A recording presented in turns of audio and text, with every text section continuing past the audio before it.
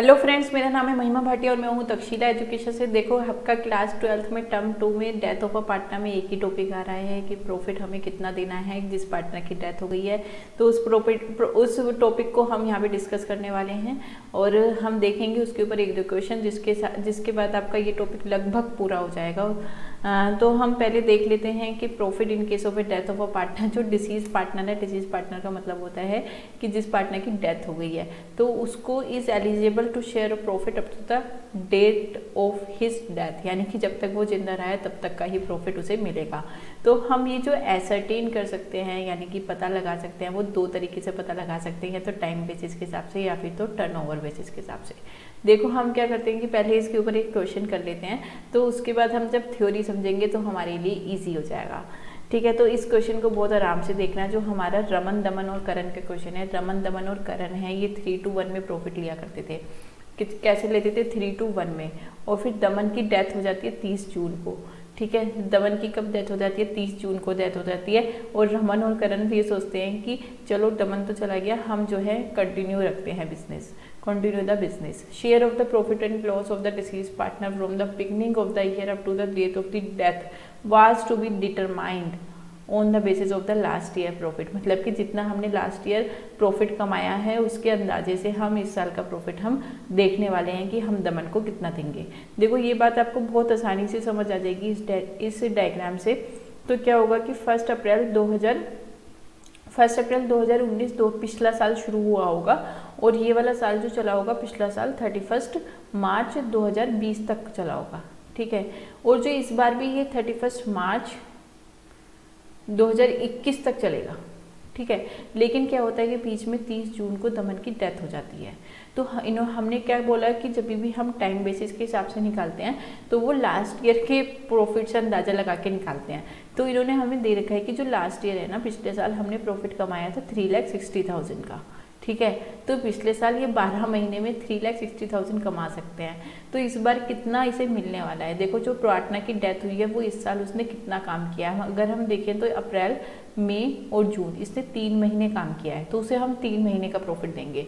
लेकिन 3 महीने का प्रॉफिट तो हमें अभी पता ही नहीं है, क्योंकि जब हम प्रॉफिट कैलकुलेट करते हैं वो तो 31 मार्च को करते हैं, तो वो तो 31 मार्च को यहाँ पे होगा। तो 3 महीने का प्रॉफिट तो हमें नहीं पता है। तो हम क्या करते हैं कि जो पिछले साल का प्रॉफिट है ना, उससे अंदाजा लगा लेते हैं कि हमें कितना प्रॉफिट मिलेगा। जैसे कि 3,60,000 पिछली बार का प्रॉफिट है, लेकिन ये आप ध्यान रखना ये 12 महीने का प्रॉफिट है।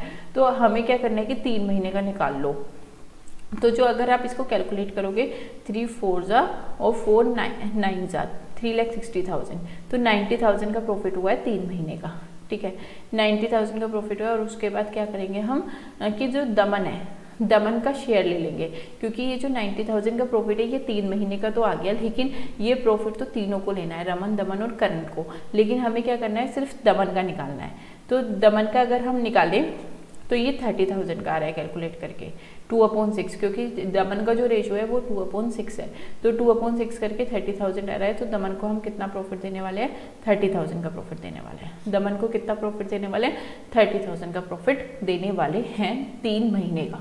ठीक है, तो अगर हम टाइम बेसिस के हिसाब से देखें, अगर हम टाइम बेसिस के हिसाब से देखें तो हमें प्रॉफिट इस तरीके से कैलकुलेट करना है। अगर हम इसे पूरा देखें तो मैंने अभी आपको क्या बताया कि 3,60,000 पुराने ईयर का प्रॉफिट है, डिवाइड बाई 12 मल्टीप्लाई बाई 3, क्योंकि इस बार वो 3 ही महीने जिंदा रहा। और फिर उसके बाद क्या करो कि उसका रेशो लगा दो। उसका रेशो कितना आएगा? 2/6। ठीक है, तो इससे आपका प्रॉफिट आ जाएगा कि उससे कितना प्रॉफिट मिलने वाला है। ठीक है, पहले आपको मंथ से मल्टीप्लाई करके डिवाइड बाई 12 करना है और फिर उसका रेशो लगा देना है। ठीक है, तो ये आपका प्रॉफिट इस तरीके से हमने कैलकुलेट किया। इसको एक बार हम थ्योरी में भी देख लेते हैं। On the time basis in this method we consider the profit earn by the firm during the last year. मतलब लास्ट ईयर फर्म ने कितना प्रॉफिट कमाया था उसके अंदाजे से हम इस बार का प्रॉफिट निकालेंगे। ठीक है, तो इसके बाद ये हो गया। अब इस एक टर्नओवर बेसिस के हिसाब से भी हम एक बार क्वेश्चन कर लेते हैं, फिर उसके बाद हम थ्योरी पे आ जाएंगे। सबसे पहले तो टर्नओवर का मतलब समझ लो बेटे। टर्नओवर का मतलब होता है सेल्स। इसमें भी क्या होता है कि हम लास्ट ईयर की सेल्स देखते हैं और प्रॉफिट देखते हैं और उसके परसेंटेज के हिसाब से अब के बार का हम परसेंटेज लगा देते हैं।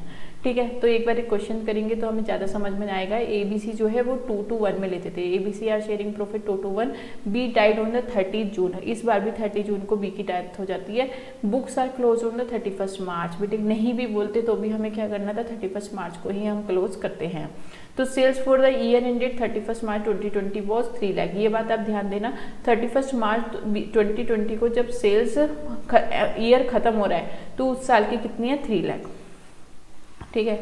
तो 31 मार्च 2020 जब ये वाला साल खत्म हो रहा है तो इन्होंने इसकी सेल्स दे रखी है कि कितनी है, 3 लाख। ठीक है।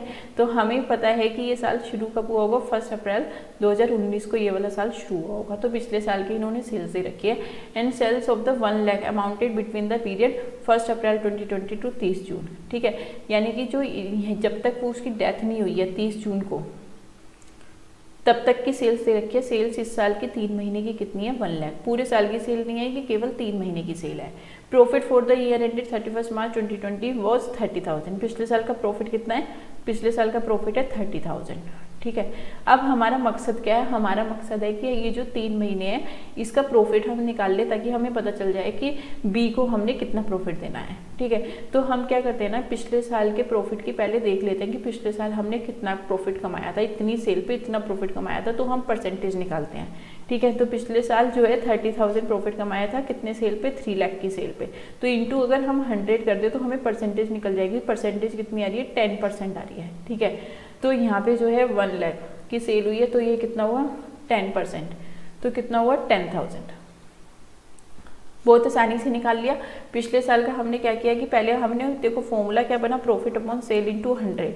ये फॉर्मूला हमने किस लिए लिया, ताकि हम परसेंटेज निकाल सके कि पिछले साल हमने कितना % प्रॉफिट कमाया था, और बस वही परसेंटेज इस बार की सेल्स में लगा देनी है। ये 10,000 का प्रॉफिट आ जाएगा। लेकिन फिर से वही बात है कि ये जो प्रॉफिट आया है ये तीनों पार्टनर्स का आया है, ये तीनों पार्टनर्स का आया है। तो ये हमें क्या करना है, केवल बी का निकालना है। तो बी का रेशो हम लगा देंगे 2/5। तो ये जो प्रॉफिट आएगा वो कितना आएगा, 4,000 का प्रॉफिट आएगा। ये 4,000 का प्रॉफिट हमारा इस तरीके से टर्नओवर बेसिस के हिसाब से आ गया।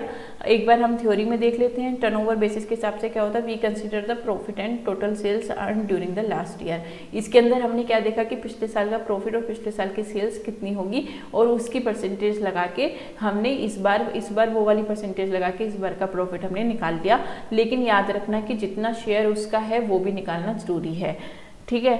अब ये जो है आपका तक्षशिला एजुकेशन अभी इसी तरीके से जो है आपका टर्म 2 का पूरा कोर्स पूरा करा सकता है, जिसमें क्रैश कोर्स केवल 30 क्लासेस में आप जो है पूरा का पूरा कोर्स कर सकते हो।